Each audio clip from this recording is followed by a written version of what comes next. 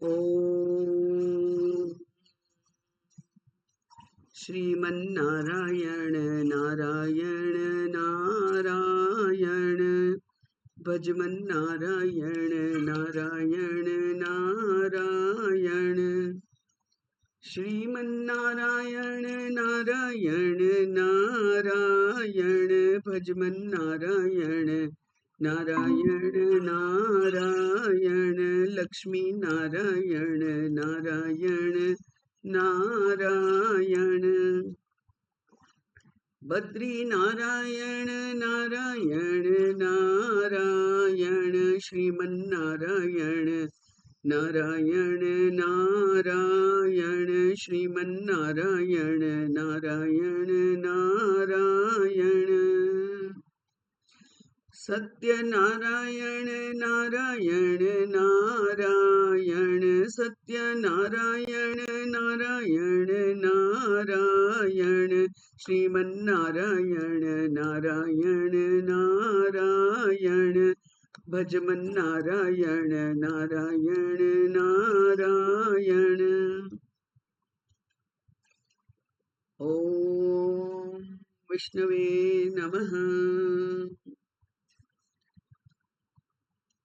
ॐ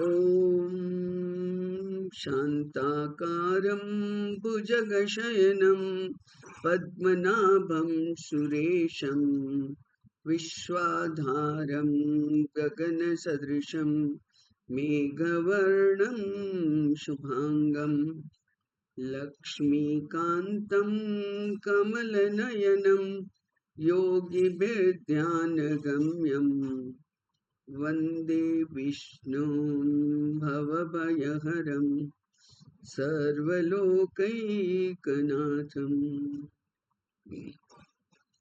ॐ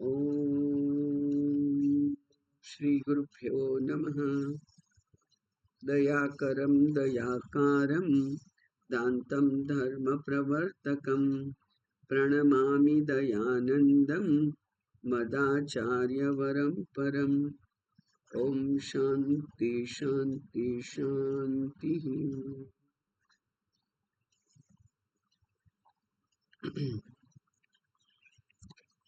गई काले 16મો શ્લોક જોયો તો અને આપણે જોઈ શકીએ છીએ બધા શ્લોકોમાં કે ગજેન્દ્રનું જે પૂર્વજન્મનો અભ્યાસ છે એ અત્યંત ગહન હોવો જોઈએ, કારણ કે વેદાંતના પ્રત્યેક સિદ્ધાંતનો એણે ઉલ્લેખ કર્યો છે અને એના દ્વારા જે પરમ તત્વ છે એ પરમ તત્વની સ્તુતિ કરી છે। 17મો શ્લોક જોઈએ। मादृक्प्रपन्न पशुपाश विमोक्षणाय मुक्ताय भूरि करुणाय नमो लयाय स्वांशेन सर्वतनुभृन्मनसि प्रतीत प्रत्यग्दृशे भगवते बृहते नमस्ते। मादृक्प्रपन्न पशुपाश विमोक्षणाय मुक्ताय भूरि करुणाय नमो ललाय स्वांशेन सर्वतनुभृन्मनसि प्रतीत प्रत्यग्दृशे भगवते बृहते नमस्ते। આપણે જાણીએ છીએ કે આ ગજેન્દ્ર અત્યારે પશુ યોનિમાં છે અને પેલા શ્લોકને યાદ કરીએ। આહાર નિદ્રા ભયમૈથુનમ ચ સામાન્યમેતત પશુભિ નરાણામ ધર્મો હિ તેષામ અધિકો વિશેષ ધર્મેણ હીના પશુભિ સમાનાઃ। ધર્મ કહીએ કે જ્ઞાનેન હીના પશુભી સમાના તો પણ ચાલે. એટલે બંને પાઠ છે એવું આચાર્યો કહે છે કે જ્ઞાન વિનાના તો બધા પશુ સમાન જ છે. એના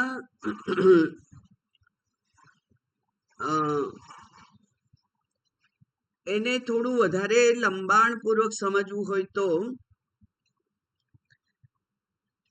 ઇન્દ્રદેવ અને વિરોચન અસુરદેવ એ બંને બૃહસ્પતિજી બ્રહ્માજી પાસે ગયા અને જ્ઞાન મેળવવું છે એમ કહ્યું. અને બ્રહ્માજી હતા, બહુ મોટી પરીક્ષા લીધી. એટલે બેનને કહ્યું કે હા બરાબર છે, હું શીખવાડીશ તમને, આશ્રમની સેવા કરો. 32 વર્ષ આશ્રમની સેવા કરી પછી બ્રહ્માજીએ બોલાવ્યા અને કહ્યું કે આ જળમાં એક જળનું પાત્ર મૂકેલું, એ જળમાં જે પ્રતિબિંબ દેખાય છે એ જ તું છે, એ જ આત્મા છે. તો જળમાં તો પ્રતિબિંબ કોનું દેખાય? આ શરીરનું દેખાય. તો આ શરીર એ જ આત્મા છે એવું કહ્યું અને મૌન થઈ ગયા. એટલે શિષ્યોને એમ થયું કે આ ઉપદેશ પૂરો થઈ ગયો અને બંને જવા માંડ્યા. વિરોચન તો બહુ આનંદપૂર્વક પહોંચી ગયો અને અસુરોએ બહુ ઢોલ ત્રાંસા વગાડી અને એનું સ્વાગત કર્યું કે આપણા ભગવાન જ્ઞાન લઈને પાછા આવ્યા છે, હવે આપણને જ્ઞાન આપશે. પણ ઇન્દ્રદેવ જતા હતા, ફરીથી નદીમાં પોતાનું પ્રતિબિંબ જોયું અને પછી તો એમ થયું કે આ તો હમણાં જો બોટ ડૂબી જાય તો આ જે પ્રતિબિંબ દેખાય છે એનો તો હમણાં જ અંત આવી જાય. તો જેનો હમણાં જ અંત આવે એ કોઈ દિવસ સત્ય હોય નહીં. એટલે આ શરીર સત્ય નથી એવું ઇન્દ્રદેવને તો સમજાઈ ગયું અને એટલે પાછા આવ્યા અને પાછો પ્રશ્ન પૂછ્યો કે આપે આ કહ્યું પણ આ જે પ્રતિબિંબ દેખાય છે એ તો આ સ્થૂળ શરીર છે અને સ્થૂળ શરીર તો નાશવંત છે, તો એ કેવી રીતે આત્મા હોઈ શકે? એટલે ગુરુજી ખુશ થયા. પણ નિયમ એનો એ જ રહ્યો. 32 વર્ષ સેવા કરી આશ્રમની અને પછી બીજો પ્રશ્ન, ફરી 32 વર્ષ પછી ત્રીજો પ્રશ્ન, એમ કરતા કરતા અન્નમય કોષ, પ્રાણમય કોષ, મનોમય કોષ, વિજ્ઞાનમય કોષ અને આનંદમય કોષ, એમ આ બધા જ કોષોનું એમણે જ્ઞાન આપ્યું અને અંતે કહ્યું કે આ જે કોષાતીત છે એ પરમાત્મા છે, એ આત્મા છે. એટલે આ પાંચે પાંચ કોષોને જે ચેતન પૂરું પાડે છે તે ચૈતન્ય એ આત્મા છે. અને આ જ્ઞાન તો પૂરું થયું. એટલે કે ઇન્દ્રદેવ એ તો શુદ્ધ વેદાંત શાસ્ત્ર સિદ્ધાંત પ્રમાણેનું જ્ઞાન લઈ અને ગયા. અને એટલે જે લોકો અત્યારના જ સમયમાં આપણને દેખાય છે, ચારે બાજુ 99.9% લોકો એ આ શરીર આદિને જ મુખ્ય માની અને શબ્દ સ્પર્શ રૂપ રસ ગંધના ભોગમાં જ રત છે. બીજો કોઈ એમને આત્મતત્વનો વિચાર જ આવતો નથી. અને આત્મતત્વ એવું છે કે એ ટકોરા મારીને કહેતું નથી કે હું છું, મને જુઓ, એવું નથી કહેતું એ. એટલે જ્યાં સુધી આ દેહમાંથી પ્રાણ ના નીકળી જાય અને આત્માનું પ્રાગટ્ય બંધ થઈ જાય ત્યારે આત્મા સામે જોવાની ફુરસદ લોકોને મળે છે, ત્યારે બહુ મોડું થઈ ગયું હોય. એટલે આત્મતત્વને ના જાણવું એ જીવન તો કેવું છે, તો કે છે પશુભી સમાના. એ તો પશુ જેવું છે. અસુરો પણ પશુ જેવા જ છે. એટલે અત્યારે તો સમજવું જ જોઈએ કે આમ શિંગડા હોય ને દાંત આગળ હોય ને એવું બધું હોય એ જ અસુર ના હોય. ભોગમાં રત જે કોઈ છે બધા અસુર જ છે. બધા જ વિરોચનની પ્રજા છે. ઇન્દ્રદેવની પ્રજા તો બહુ જૂજ છે, બહુ વિશેષ છે, બુદ્ધિમાન છે, ધાર્મિક છે. એટલે ઈશ્વર, ધર્મ, જ્ઞાન બધાનું જેને મહત્વ સમજાયું છે, જે વિચાર કરવા માટે પ્રવૃત્ત થયા છે, એ લોકો ખરેખર તો મનુષ્ય કહેવા માટે યોગ્ય છે. એટલે અહીંયા તો આ ગજેન્દ્ર આટલી સુંદર સ્તુતિ કરતો હોવા છતાં પણ કહે છે કે હે પ્રભુ, હું તો પશુ છું, માદૃક પ્રપન્ન. મારા હું જે છું એ તો કેવો છે, પશુ પાશમાં છે. અત્યારે પશુના શરીરમાં પાશ એટલે બંધન. પશુના શરીરના બંધનમાં હું તો અત્યારે બંધાયેલો છું. પણ આપ કેવા છો? એ કે છે આપ તો માદૃક પ્રપન્ન વિમોક્ષણાય. મારા જેવા પશુ સમાન બુદ્ધિવાળા અજ્ઞાનીઓને તો આપ મુક્તિ આપનારા છો, મુક્તિ પ્રદાયક છો. પણ મુક્તિ કોને મળે? જે પ્રપન્ન છે, જે શરણાગત છે, એને મુક્તિ મળે. એટલે મારા જેવા શરણાગતને તો આપ મુક્તિ આપનારા છો, એવા આપ. એટલે કે અહીંયા તો ભગવાનના માત્ર વર્ણન દ્વારા એમના નામ જ આપણને જાણવા મળે છે. નામથી આપણે એનું આધ્યાત્મિક મહત્વ સમજીએ એટલે એક નામની સાર્થકતા થઈ જાય. તો તમે તો વિમોક્ષણાય, મારા જેવાનો મોક્ષ કરવા માટે, મુક્ત કરવા માટે જ આપ પ્રવૃત્ત છો, આપ સભાન છો, આપ સતર્ક છો, એવા આપ, એમને મારા નમસ્કાર છે. એટલે આ પશુ સમાન આપણે બધા, અને એટલે બધા શબ્દો જે આ ભોગ માટેના વપરાતા હોય છે ત્યાં પશુનો જ ઉલ્લેખ હોય છે. દાખલા તરીકે મૃગજળ, તો રેતીમાં, રણમાં સૂર્યના કિરણોના પ્રતિબિંબથી, એમના પેલા તેજના પરાવર્તનથી જે ચળકતું દેખાય છે, એને પાણી માની અને તરસ છીપાવવા માટે જે દોડે છે એ માત્ર પશુ જ હોય. મનુષ્યની બુદ્ધિ તો જાણે છે કે આ તો રણ પ્રદેશ છે, અહીંયા તો પાણીનું ટીપું હોય જ નહીં. પણ પશુ જેવી જેની બુદ્ધિ છે એ લોકો એ તરફ દોડે છે. એ જ પ્રમાણે આ સંસારમાં સુખ છે જ નહીં, પણ છતાંય પુત્રેષણા, વિત્તેષણા અને લોકેષણાથી ગ્રસ્ત એવો જે આ મોટા ભાગનો આપણો જો સમાજ છે, એ સમાજ એ આ આત્મતત્વને જાણે કે જાણતો જ નથી. એટલે એને જ અહીંયા પાશ કહ્યું, એને જ બંધન કહ્યું. તો આ પુત્રેષણા, લોકેષણા, વિત્તેષણા પણ બંધન જ છે, કારણ કે કામનાઓથી બંધાયેલો. એટલે તૈત્તરીય ઉપનિષદમાં જ્યારે પેલા બ્રહ્માનંદ વલ્લીમાં જ્ઞાનીના આનંદની મીમાંસા કરી છે, એમાં પહેલામાં પહેલું જે કહ્યું તે કે આખી પૃથ્વીનું સામ્રાજ્ય જેની પાસે હોય, તો અને એ કેવો હોય પાછો, એ કેવો હોવો જોઈએ? તો એ કે છે કે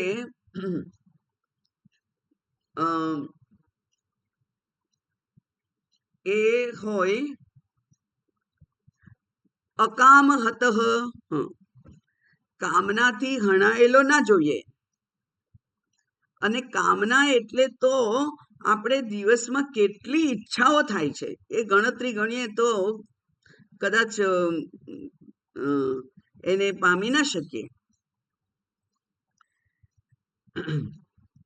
એટલી બધી ઈચ્છાઓ છે. એક ઈચ્છા પૂરી કરીએ, થોડુંક સુખ મળે, જેને સુખાભાસ કહેવાય, એ સુખ મળે, પાછું એ સુખ જતું રહે. પછી પાછા ફરીવાર આપણે દુઃખી, ફરી સુખની શોધમાં, ફરી સુખ મળે, ફરી એ જતું રહે, પાછા ત્રીજી વાર ફરી સુખની શોધમાં. આ સતત પ્રયત્નો વ્યક્તિ કર્યા જ કરતો હોય છે. એ જ છે અજ્ઞાની, એ જ છે પશુ બુદ્ધિ વાળો. તો આ ગજેન્દ્ર તો સારો છે કે જેને પોતે આર્ત થયો, પોતાની ઈચ્છા થઈ, અને તે પણ અત્યારે તો આપણે જે માનીએ છીએ કે એને આ પેલા મગરે પકડ્યો છે એમાંથી છૂટવું છે, પણ અંતે એ પોતે કહેવાનો છે કે એને શેમાંથી છૂટવું છે. તો એ તો હું અત્યારે નથી કહી દેતી, પણ પશુના આ પેલા મગરના જડબામાં જેના પગ પકડાઈ ગયેલો છે અને જે મુક્તપણે વિહાર કરવા માટે સમર્થ નથી રહ્યો, એવો આ ગજેન્દ્ર એ કહે છે કે માદૃક પ્રપન્ન એટલે હું આપને શરણે આવ્યો છું. ફરીથી અહીંયા થોડીક વિચાર કરીએ તો ભગવાનના શરણે ના જાય એને જ્ઞાન થતું નથી, એની સફળતા મળતી નથી. દાખલા તરીકે પેલો જરાસંધનો નું દ્વંદ્વ યુદ્ધ કર્યું ભીમે, અને ભીમને ખબર હતી કે આ બે જે એના આ શરીર છે એ વચમાંથી એના બે ભાગ કરી નાખીએ એટલે આ મૃત્યુ પામે, એવી એને ખબર હતી. એટલે એને બે પગ પકડી અને ખેંચ્યા અને એને ફેંક્યા. પણ એને એટલી નહોતી ખબર કે એને વરદાન પણ હતું કે એ બે પાછા ભેગા થઈ જઈ શકે, પાછો જરાસંઘ જીતતો થઈ જાય. પાછા એને ફરીથી બે ટુકડા કરી નાખ્યા અને પાછો જરાસંઘ પાછો જીવતો થઈ જાય, ભેગા થઈ જાય ટુકડા. ભીમ તો થાક્યો કે આ તો મરતો નથી, એટલે એને ભગવાન સામે જોયું, ભગવાનને શરણે ગયો, ભગવાન સામે જોયું, અને ભગવાને એને સિમ્બોલિક, એને પ્રતિકાત્મક ઉપદેશ આપ્યો કે એક તણખલાના ભગવાને બે ભાગ કર્યા અને પછી આમ ફેંક્યા. એટલે કે એ પેલા બે ભાગ જરાસંઘના એને આમ ફાડ્યા અને પછી આમ વિરુદ્ધ દિશામાં ફેંક્યા, પછી એ જીવતો થઈ શક્યો નહીં. ભગવાનના સામે ના જુએ તો ભીમની ગમે તેટલો અહંકાર હોય એના બળ માટે, પણ એ સફળ ના થાય. એવું જ ભગવાને ફરી પણ કર્યું હતું. ત્યાં એ જ ભીમને દુર્યોધનને મારવાનો હતો. એ પણ પેલું ગદા યુદ્ધ હતું, બંને ગદામાં નિષ્ણાત, એક જ ગુરુ બલદેવજીના બંને શિષ્યો, અને એમની વચ્ચે યુદ્ધ થયું. હવે ગદા યુદ્ધનો નિયમ છે કે કમરથી નીચેના ભાગમાં ઘા ના કરાય, પણ દુર્યોધન તો અધર્મનું પ્રતીક હતો, એને તો મારવો જ પડે એમ હતો. એટલે ભીમ થાક્યો અને ભગવાન સામે જોયું, અને ભગવાને પોતાના જાંઘ ઉપર હાથ અડકાડ્યો, ઠોક્યું ત્યાં. એટલે કે એ પ્રતિકાત્મક રીતે એમ કહ્યું કે આ તું જાંઘમાં માર તો એ મરી જશે. બીજું પણ એક કારણ હતું કે દ્રૌપદીને જ્યારે સભામાં લાવવામાં આવી અને ત્યારે એની જે દયનીય સ્થિતિ હતી, ત્યારે એ જ દુર્યોધને પોતાનો પગ ઊંચો કરી અને જાંઘ ઉપર હાથ પછાડી અને એમ કહ્યું હતું કે તું આ 5 પતિઓને છોડી દે, તારી તો આ જગ્યા છે. એટલે એ જે જાંગ બતાવી હતી એ જાંગને છેદવાની હતી. અને ત્યારે પણ ભીમે ભગવાન સામે જોયું, ત્યારે એને એમાંથી હિન્ટ મળી અને એણે એ દુર્યોધનને મારી શક્યો. ભગવાન સામે જે જોતું નથી, આર્ત દશામાં પણ એનો કદી વિજય થતો નથી. એટલે આ બધા જ કથાઓ જે છે એ કથાઓ ઉપદેશ આપનાર છે. એ કથાઓ દ્વારા જ આપણે આપણા જીવન ચક્રને ચલાવવાનું છે. તો અહીંયા કે છે કે મારા જેવો જે છે એ પશુ પાશથી બંધાયેલો એના વિમોક્ષણ માટે જ આપતો છો. પછી મારું તો બંધન આપ તોડી શકો છો. કેમ? કારણ કે આપ મુક્ત છો. જે જેવું હોય એનું દાન કરી શકે. જે મુક્ત છે એ જ મુક્તિ આપવા માટે સામર્થ્યવાન હોય. એટલે મુક્તાય, આપ મુક્ત છો એટલે મને પણ મુક્ત કરો, હું તમારો ભક્ત છું. પછી ભૂરી કરુણાય, અને આપ તો દયાના સાગર છો. ભૂરી એટલે પુષ્કળ, કરુણાય એટલે આપ તો દયાના સાગર છો, આપ કરુણા સાગર છો. અને કરુણા સાગર છો આપ એ મારા ઉપર, મારા આ હું જે આર્ત ભક્ત છું, જે અત્યંત કષ્ટમાં છે અને બધેથી જેને નિરાશા સાંપડી છે. કારણ કે 1000 વર્ષ સુધી યુદ્ધ ચાલ્યું. પોતે તો અત્યંત બળવાન, સૌથી બળવાન હતો, એટલે એનું નામ હતું ગજેન્દ્ર. એટલે એના જેટલું બળવાન તો બીજો કોઈ હાથી પણ નહોતો. અને છતાંય તે દિવસે તો એ આખા પોતાના કાફલા સાથે હતો. એટલે એ જ્યારે મગરે એને પકડ્યો ત્યારે પોતે જે ચીસ પાડી હશે અને પોતે બહાર નીકળવા પ્રયત્ન કર્યો હશે, ત્યારે બીજા હાથીઓ વગેરેઓએ પણ એને મદદ કરી. એવું આગળ આપણે જોયું હતું પહેલી પ્રસ્તાવનાની કથામાં, કે મારા જેવા હાથીઓ પણ મને મદદ ના કરી શક્યા. પછી હાથીણીઓનો તો સવાલ જ ક્યાં આવ્યો? એ તો સ્ત્રી છે, એટલે એ તો એટલી બળવાન હોય નહીં. તો હાથીઓ, હાથીણીઓ, બચ્ચાઓ, આખો મારો સમાજ એ મને મદદ ના કરી શક્યો. અને અંતે હારી અને બધા પોતપોતાના સ્થાને જતા રહ્યા. અને અત્યારે તો હું ને મગર બે જ છે અહીંયા. તો એવા મને આપ કરુણા સાગર છો. હવે આપ જ એકમાત્ર મારા માટે આશાનું કિરણ છો. આપ મને બચાવો. પછી નમો અલયાય, નમો અલયાય. હવે ભગવાનને તો આ તો ભૂલોક પર છે, અને ભગવાનને સ્વર્ગલોકમાં સાંભળવાનું, અને પછી સ્વર્ગલોકથી પૃથ્વીલોક સુધી આવવાનું. કેટલું મોટું ટ્રાવેલ, એટલું બધું કેવી રીતે કરે ભગવાન? કેટલી વાર થાય? તો એ કે છે કે લય, લય એટલે આળસ. નો બહુ એક્ટિવ ના હોય, નોન, એને કહેવાય સેમી એક્ટિવ, નોન એક્ટિવ, આળસ. લય, અલયાય, આપ તો આળસ વાળા નથી. એટલે કેવા છો? તમે તો એકદમ શીઘ્રગામી છો. તમને આળસ ના હોય કે હવે અત્યારે તો બપોર થઈ છે, હું જરા આરામ કરી રહ્યો છું જમીને, પછી સાંજે આવીશ તને મદદ કરવા. એવું કોઈ એવા નથી તમે. અલયાય. ત્યાર પછી સ્વાંશેન સર્વતનુવૃત્ત, પોતાના અંશથી. સર્વતનુ એટલે પ્રત્યેક જીવના, પ્રત્યેક શરીરના એને ધારણ કરનાર છો. એટલે કે પ્રત્યેક શરીરમાં અંતર્યામી રૂપે આપ જે છો, પોતાના અંશ રૂપે. આ તો ભાગવત છે, અને 8મો સ્કંદ છે. મુક્તિ સ્કંદ નથી, 11મો નથી. એટલે અહીંયા તો ભક્તની જ કથા છે. અને ભક્ત અને ભગવાન એમ બે જ હોય હંમેશા.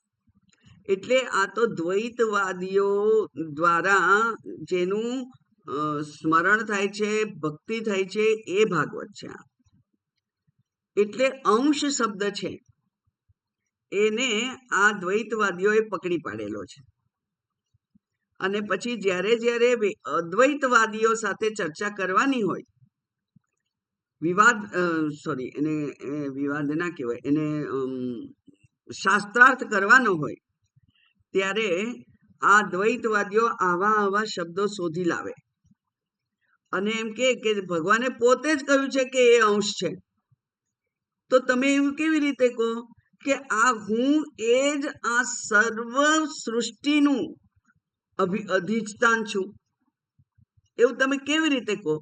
એક અંશ રૂપે તમને પ્રાપ્ત છે, કોણે ના કહ્યું? પણ આખા ભગવાન એટલે જ તમે પોતે, એવું તમે ના કહી શકો. એવો એક આર્ગ્યુમેન્ટ હોય. એ આવા બધા શબ્દોથી એ દ્વૈતવાદીઓને પ્રમાણ મળી જાય. સ્વ અંશેન, પોતાના ચૈતન્ય અંશથી સર્વ તનુભૃત, બધા જે પ્રાણીઓ છે, બધા જ શરીરો છે, એમને તમે પ્રાપ્ત છો. અને એને આપ નથી જોઈ શકતા એવું નથી. એ લોકો જેને એ ચૈતન્યનો અંશ પ્રાપ્ત છે એ લોકો તમને જોઈ પણ શકે છે. કેવી રીતે?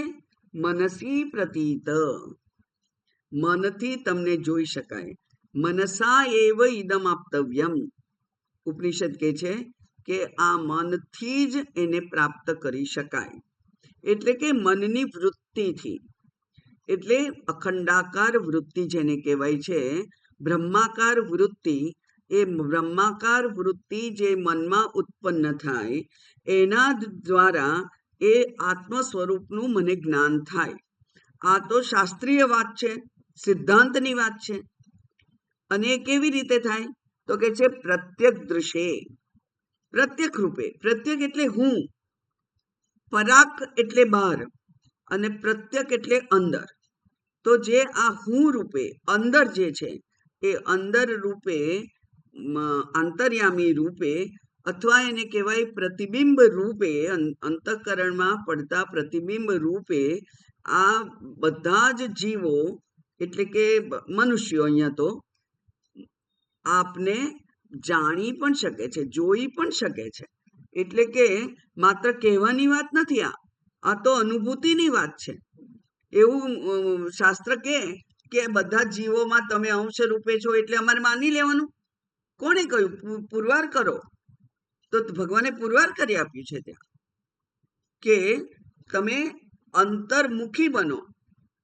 એટલે કે બહિર્મુખતાનું ત્યાગ કરી અને વ્યક્તિ જ્યારે અંતર્મુખ બને છે, એટલે કે બહારની જે આ અનાત્મ પદાર્થોની જે જાળ છે એ જાળમાંથી એ મુક્ત થઈ જાય અને અંતર્મુખી બને, ત્યારે એને પોતાના અંતઃકરણમાં જ પ્રતિબિંબ રૂપે જે પ્રાપ્ત થાય છે. એવા આપ છો. એવા કોણ છે?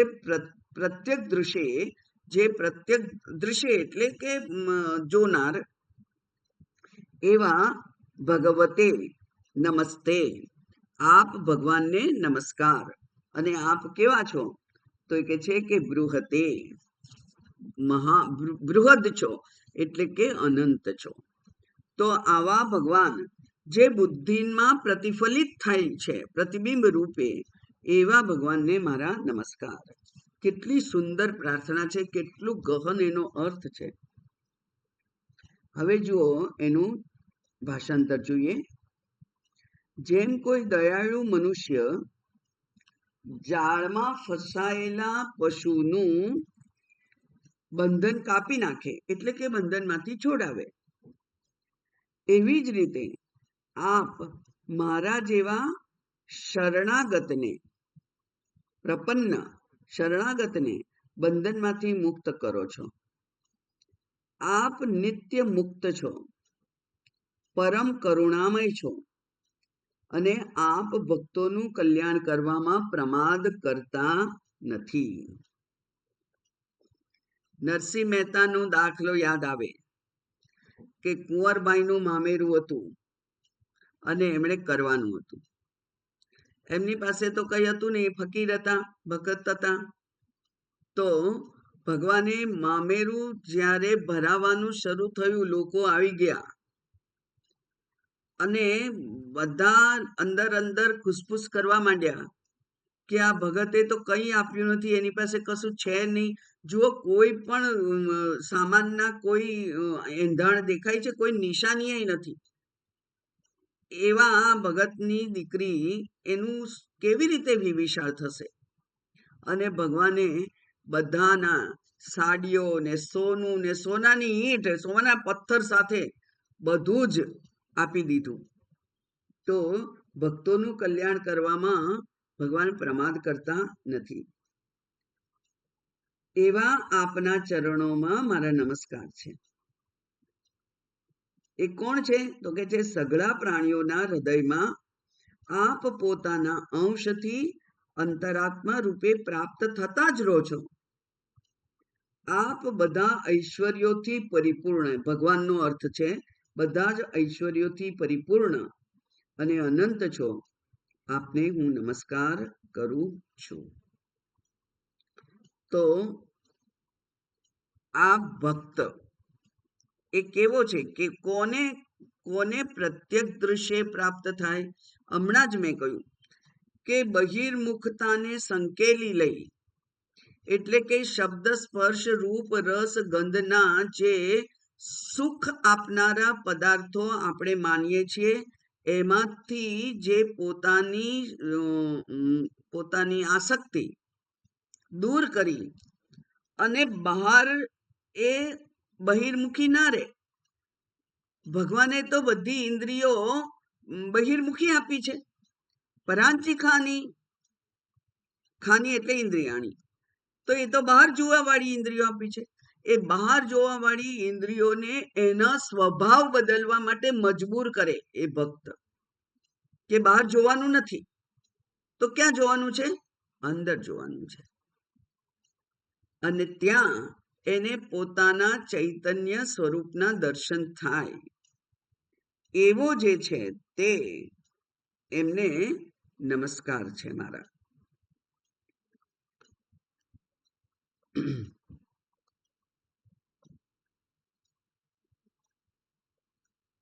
આગળ જોઈએ.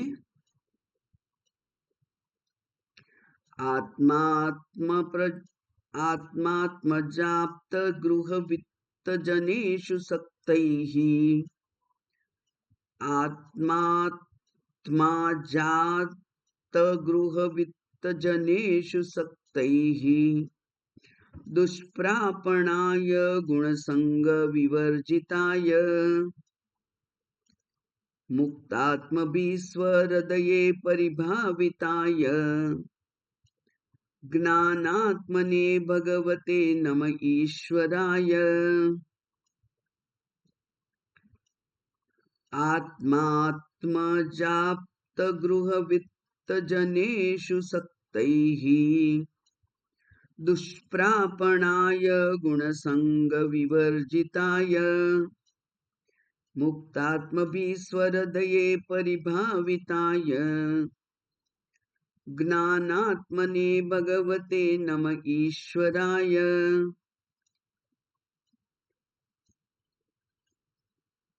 શબ્દો જે સંધિમાં છે એને છૂટા પાડીએ તો કેટલો વિશેષ અર્થ મળે છે. જુઓ, આત્મા, આત્મા એટલે પોતે.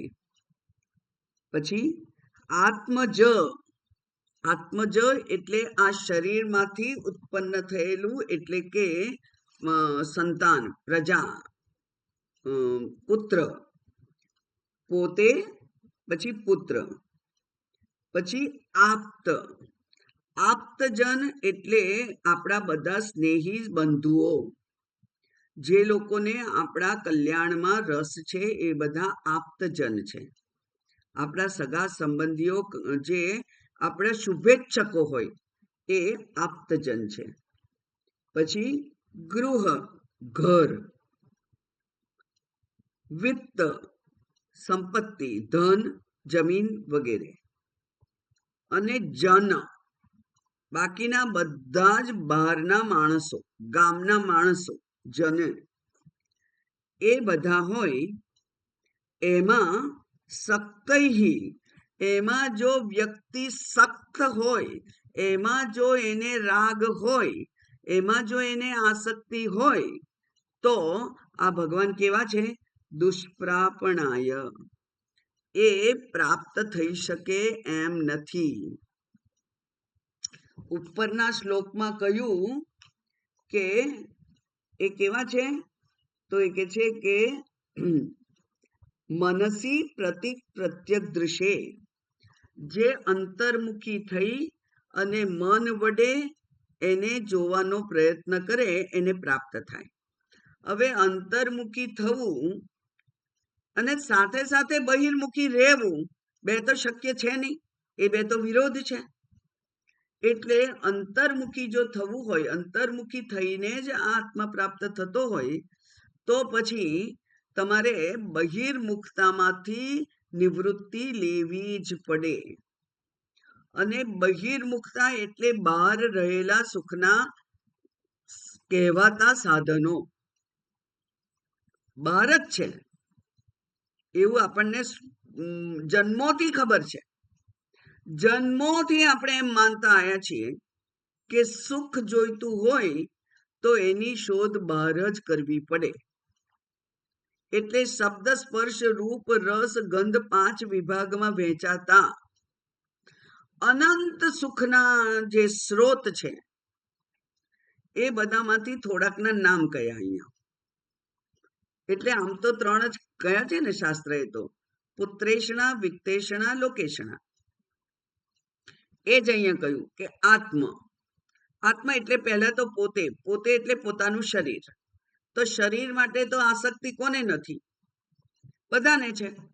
કોઈ શરીરને ફેંકી દેવા માંગતું નથી. જે લોકો આત્મહત્યા કરવા પ્રેરાય છે એ લોકો પણ એમને કોઈક પ્રોબ્લેમ જે સોલ્વ થઈ શકે એવો લાગતો નથી. એટલે જેના દ્વારા એને સહન કરવું પડે એવું આ શરીર છે એનો ત્યાગ કરી દે છે. એ શરીરનો ત્યાગ એને નથી કરવો, પ્રશ્નનો અંત લાવી દેવો છે. અને એટલે પેલી અભયમ જેવી કેટલીક સંસ્થા, એ જો એને એના પ્રશ્નનો ઉકેલ લાવી આપે તો એ આત્મહત્યાનો વિચાર છોડી દે છે કે નહીં? એટલે શરીરને કોઈને છોડવું નથી, પણ પ્રોબ્લેમથી પોતે અત્યંત કષ્ટમાં છે અને હવે મારાથી નથી સહન થતું, ત્યારે એ આત્મહત્યા કરવા પ્રેરાય.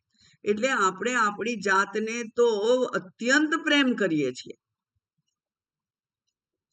એટલા માટે બૃહદારણ્યક ઉપનિષદમાં તો 2 વખત એકના એક મંત્રો છે, અને એ છે આત્મનસ્તુ કામાય સર્વમ પ્રિયમ ભવતી. મને દુઃખ ના પડવું જોઈએ, મને કષ્ટ ના થવું જોઈએ. મને કષ્ટ આપે એ કંઈ મારે નથી જોઈતું. મને સુખી રાખે એને બધાને હું સ્વીકારું. એટલે પતિ જ્યાં સુધી મને સુખી રાખવામાં સફળ થાય ત્યાં સુધી પતિ માટે પ્રેમ છે. અને જેવો પતિ આપણને સુખ આપવામાં નિષ્ફળ જાય, એના તરફથી આપણી અપેક્ષાઓ ના સંતોષાય એટલે તરત જ છૂટાછેડા, ડિવોર્સ. આ મારે ના જોઈએ. તો કેવું છે? આત્મનસ્તુ કામાય સર્વમ પ્રિયમ ભવતી. એ મને અનુકૂળ હતો ત્યાં સુધી એ મારો પતિ, એ મને અનુકૂળ નથી તો હવે એ મારો પતિ નહીં, એને છોડી દેવાનું. પુત્ર, એ પણ કેટલાય પુત્રો કુસંગે ચડી અને માતા પિતાને બહુ કષ્ટ આપે છે, એ લોકોએ તો પેલો ફોટો આપીને પેપરમાં જાહેરાત આપવી પડે છે કે આ નામનો જે છોકરો કે છોકરી છે એ અમારા કયામાં નથી, એટલે હવે અમારે એમની સાથે કોઈ સંબંધ નથી. તો કયામાં હતો ત્યાં સુધી પુત્ર, અને કયામાં નથી એટલે પુત્ર જતો રહ્યો. આત્મનસ્તુ કામાયા સર્વમ પ્રિયમ ભવતી. તો ત્યાં આત્મા, આત્મા જે છે એ પછી આત્મજ, આત્મજ એટલે સંતાન, પોતાનામાંથી ઉત્પન્ન થયેલું જે છે તે સંતાન. પછી આપ્ત વ્યક્તિ, શુભેચ્છકો. પછી ગૃહ, ઘર, ઘર તો મારું, હું ના છોડું, તો એ ઘર માટે આસક્તિ છે. વિત્ત, જે કંઈ એફડી છે, જે કંઈ સોનું છે, જે કોઈ સંપત્તિ છે, જમીન છે, આ બધું એના માટે આસક્તિ છે. ત્યાર પછી જનેશુ, બધા મારા વખાણ કરે, બધામાં હું પ્રિય, લોકપ્રિય હોઉં, તો જનેશુ. એટલે કે પુત્રેષણા, વિત્તેષણા, લોકેષણા ત્રણેયનો અહીંયા ઉલ્લેખ થઈ ગયો. એ બધામાંથી જે સક્ત છે, એ બધામાં જેને આસક્તિ છે, એને તો આ પરમાત્મા દુષ્પ્રાપણાય, એને આ પરમાત્મા પ્રાપ્ત થઈ શકે નહીં. કારણ કે આ સર્વ ઈચ્છાઓ જે છે એ 3 ગુણથી પ્રેરિત છે: સત્વ, રજસ અને તમસ. તો સત્વ, રજસ અને તમસ પ્રેરિત આ બધી જ જે કોઈ સુખના સાધનોની અપેક્ષા છે, બહિર્મુખીતા છે, ત્યાં સુધી આ ભગવાન પ્રાપ્ત થઈ શકે એમ નથી. કારણ કે ભગવાન કેવા છે? ગુણસંગ વિવર્જિતાય. પોતે કેવા છે? ત્રિગુણાતીત છે. એટલે ભગવાનનું એક નામ ગુણાતીત પણ છે. અને ભગવાને ભગવદ્ ગીતામાં અર્જુનને જ્યારે આ કર્મ અને જ્ઞાન વિશે ચર્ચા કરતા હતા ત્યારે કહેલું કે ત્રૈગુણ્યા વિષયા વેદાહ નિસ્ત્રૈગુણ્યો ભવાર્જુન. આ વેદના જે વિષયો છે, વેદ એટલે પૂર્વ ભાગ, કર્મકાંડ, વેદ છે એ તો ત્રિગુણાત્મક છે. સત્વ, રજસ, તમસને આધારિત જ બધા કાર્યો થતા હોય છે. અને તું એમાં સંડોવાઈશ નહીં. એટલે તું કેવો ગણ, તું કેવો મન, તો કે નિસ્ત્રય ગુણ્યો ભવ અર્જુન. હે અર્જુન, તું આ 3 ગુણોથી દૂર થા, રહિત થા. હવે 3 ગુણોથી રહિત આમ તો થવાય નહીં. 3 ગુણ એ તો પ્રકૃતિના ગુણ છે. જ્યાં સુધી આ શરીર ધારણ, આ નહીં, કોઈ પણ શરીર ધારણ કરેલું છે ત્યાં સુધી 3 ગુણ રહેવાના જ.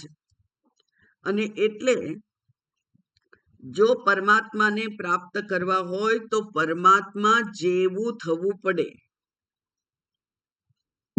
એટલે કે દૈવી ગુણોનો પોતાનામાં આવિર્ભાવ કરવો પડે. એટલે હું પણ જો ત્રિગુણાતીત થઉં તો ભગવાનનો અને મેળ ખાય. પણ હું તો 3 ગુણોમાં રચ્યો પચ્યો છું અને મારે ગુણાતીતના શરણે જવું છે, તો એ બે બને નહીં. એટલે વ્યવહારિક રીતે, સાપેક્ષ રીતે 3 ગુણો ઉપર આપણું પોતાનું નિયંત્રણ હોવું જોઈએ. તો જ્ઞાન છે એ સત્વગુણનું ઉપજ છે. પછી રાગ દ્વેષ છે એ રજોગુણ સમુદ્ભવ, એવું કહ્યું છે ભગવાને ભગવદ્ ગીતામાં. એટલે રાગ દ્વેષ એ રજસ ગુણ છે.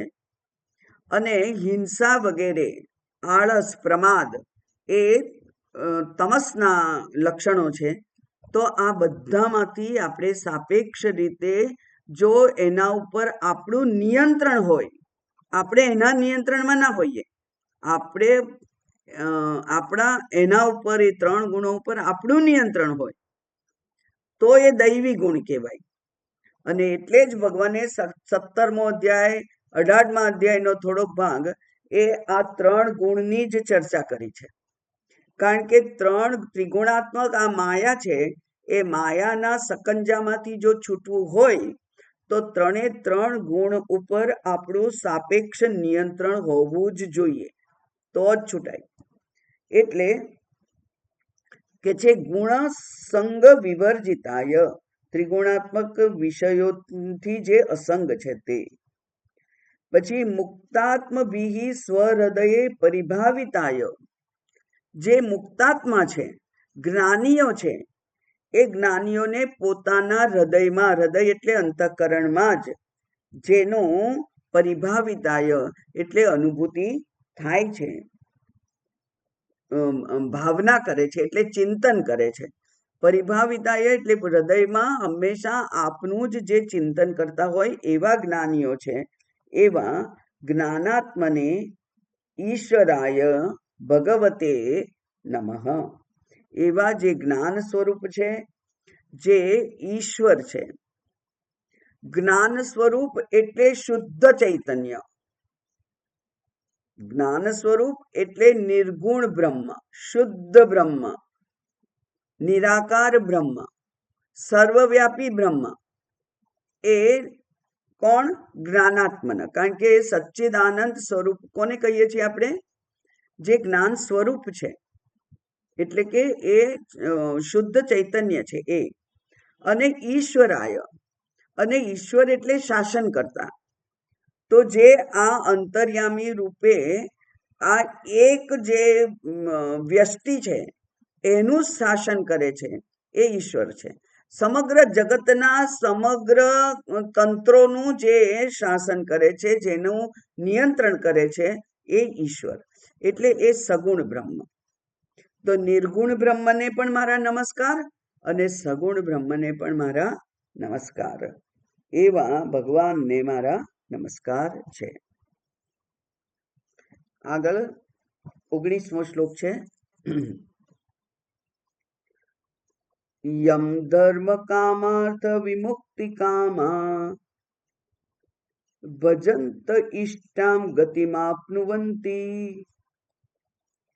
કિમ ત્વાશિશોરાત્યપિ દેહમવ્યયમ કરોતુ મેદ બ્રદયો વિમોક્ષણમ.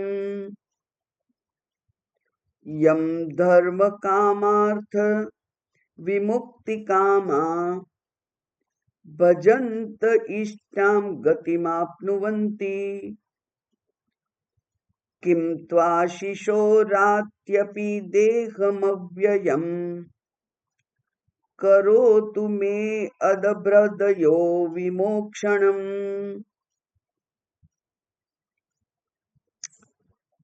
ધર્મ, અર્થ, કામ થી વિમુક્ત.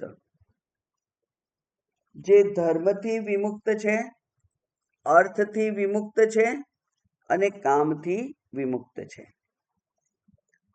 એટલે કે ધર્મ, ધર્મનો અર્થ આપણે ઈશ્વરના આરાધના રૂપ કાર્યો કરીએ તો એ પાર્શિયલી બરાબર છે, ઠીક છે, એ અર્થ સાચો છે. પણ જ્યારે તત્વચિંતનની વાત આવે, તત્વનું ક્ષેત્ર આવે, ત્યારે જેના ઉપર આ તત્વજ્ઞાનની સ્થિરતાનો આધાર છે એવા નૈતિક મૂલ્યોને પણ ધર્મ કહેવાય. નૈતિક મૂલ્યો એટલે અહિંસા, અક્રોધ, દયા, કરુણા, સહાનુભૂતિ, સર્વ પ્રત્યે સમભાવ, પ્રેમ, વાત્સલ્ય, આ બધા જે સદ્ગુણો છે, જે હકારાત્મક છે, એ બધા જ એને નૈતિક મૂલ્ય કહેવાય. અને નૈતિક મૂલ્યોના ઉપર જ આ અધ્યાત્મની ઇમારત ટકી શકે છે. એટલા જ માટે ભગવાને ભગવદ્ ગીતામાં 2 અધ્યાયમાં સ્થિતપ્રજ્ઞના લક્ષણોની વાત કરી. ચોથા પાંચમા અધ્યાયમાં પણ થોડા થોડા નૈતિક મૂલ્યોનો ઉલ્લેખ થયો છે સાધક માટે. પછી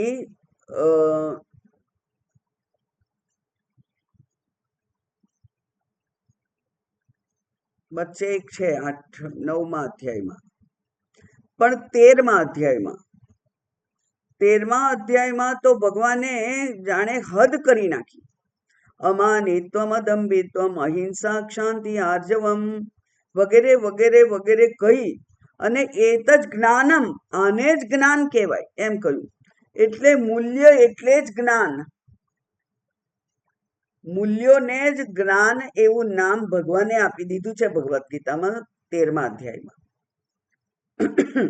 એટલે સ્થિતપ્રજ્ઞના લક્ષણો જ્યારે ભગવાન જ્ઞાનીનું વર્ણન કરતા હતા ત્યારે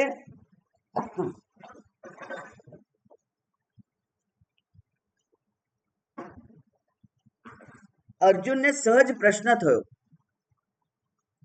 કે એ જ્ઞાની છે એવું મારે જાણવું હોય તો કેવા કેવા એના લક્ષણો છે એ તો મને કહો, એટલે હું જાણી શકું કે આ જ્ઞાની છે.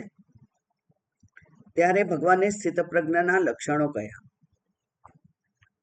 અને મહાત્માઓ આચાર્યો હંમેશા એમ કહેતા હોય છે કે જે ગુણો, સદગુણો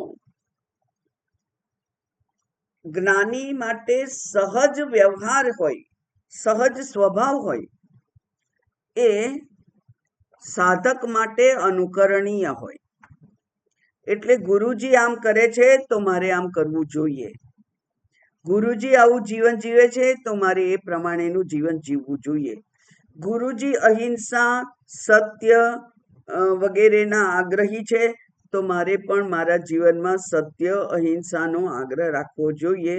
એમ હંમેશા જે આ નૈતિક મૂલ્યો છે એ તો સામાન્ય રીતે ઉપદેશથી મળતા નથી, ઉપદેશથી આવતા નથી. કારણ કે જે સાંભળનાર છે ને એ પણ બહુ ચતુર હોય છે.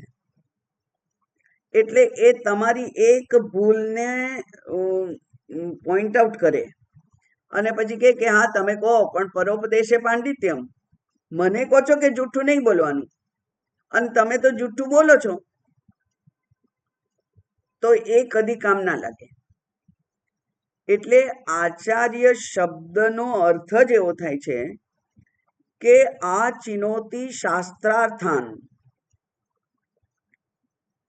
સ્વયં આચરતી સહ સ્વશિષ્યાન આચરયતી સહ આચાર્ય. એટલે શાસ્ત્રોમાંથી જે સારા જે મોતીઓ છે એ વીણે, આ ચિનોતી શાસ્ત્રાર્થાન, શાસ્ત્રના અર્થને એ વીણી અને તમારા માટે જુદા પાડે. એટલે કે કંઈક કહેવા જેવી બધી બાબતો એ જુદી તારવે, જાણે, પોતે એને આચરણમાં મૂકે અને પછી પોતાના શિષ્યોને પણ આચરણમાં મુકાવે. એનું નામ છે આચાર્ય. તો એવી રીતે આ ધર્મ એટલે નૈતિક મૂલ્યો. પછી કામ, પછી અર્થ આપણે લઈશું. અર્થ એટલે ધન. અચ્છા, કામ એટલે પણ ધન. કામ એટલે ધન, બરાબર. કામ એટલે ધન, સંપત્તિ. અને સંપત્તિથી જે ખરીદી શકાય એવી ચીજ વસ્તુઓને અર્થ કે. એટલે સુખના સાધનોને અર્થ કહેવાય. અને સુખના સાધનો ખરીદવા માટે જે પૈસાની, વિત્તની જરૂર પડે એને કામ કહેવાય. કારણ કે તમને ઇનડિરેક્ટલી સુખના સાધનો જોઈએ છે, પણ સુખના સાધનો ધન વગર ના મળી શકે. એટલે કામ અને અર્થ, ધર્મ, કામ, અર્થ અને મોક્ષ,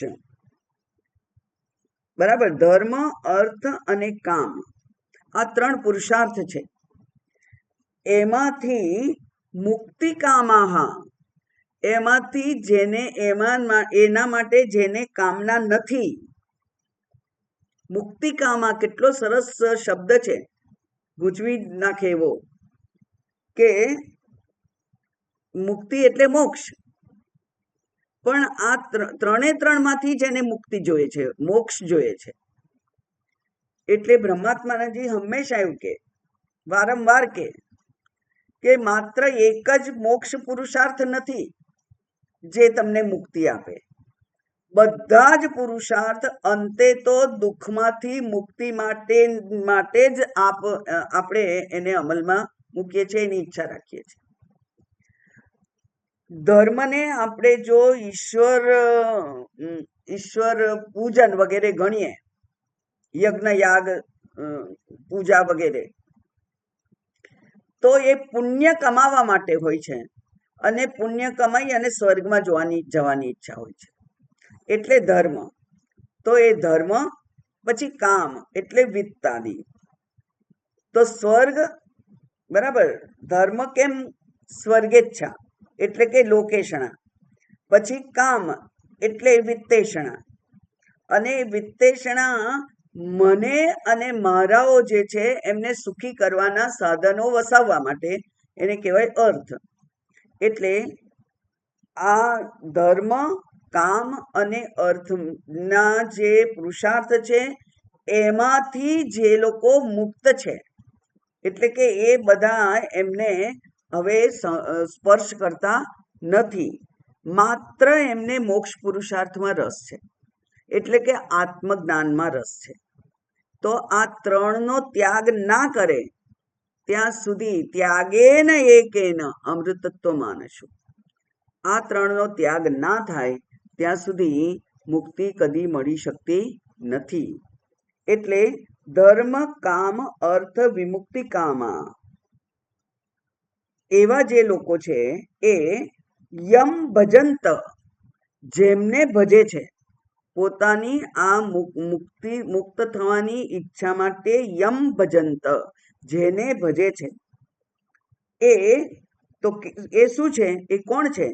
તો કે છે ઈષ્ટામ ગતિમ આપનુવંતી. ઈષ્ટ એટલે ઈચ્છિત, ઈષ્ટ એટલે ઈચ્છિત, ડિઝાયર્ડ.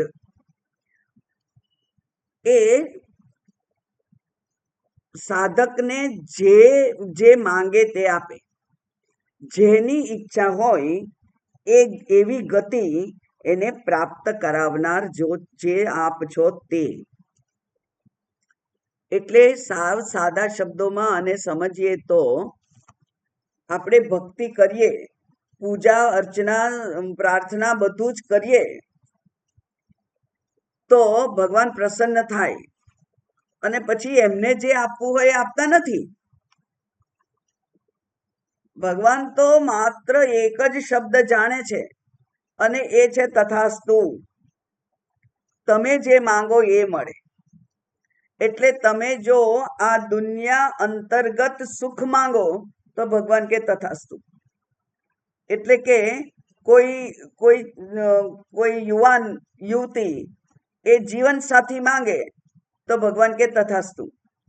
ત્યારે ભગવાન ઉપદેશ ના આપે કે અરે તું લગ્ન ના કરીશ, એ તો લાડવો ખાય એ પસ્તાય, ના ખાય એ પસ્તાય, તો ના ખાઈને પસ્તાવું સારું, ના કરીશ, લગ્ન ના કરીશ એવું ભગવાન નહીં કહેતા. પેલો કે મારે તો ભાઈ છોકરી જોઈએ, સારી છોકરી, ભગવાન કે તથાસ્તુ. એટલે ભગવાનને હંમેશા તથાસ્તુ કહેતા જ આવડે છે, બરાબર. તો એ ઈષ્ટામ ગતિમ આપનુવંતી. અચ્છા, એ કેવા છે? કિંતુ આશીષો રાતિ અપી દેહમ અવ્યયમ. એ કે છે કે એટલું જ નહીં, આશીષ રાતિ, રાતિ એટલે આપે છે, એ આશીર્વાદ આપે છે બધાને, જેને જે જોઈએ તે આપે. અને તોય તે પોતે કેવા છે? અવ્યય દેહ છે, એમનામાં કઈ ઘટાડો થતો નથી. એ આપ્યા જ કરે છે, આપ્યા જ કરે છે, પણ એમના સમૃદ્ધિમાં કોઈ ઘટાડો થતો નથી.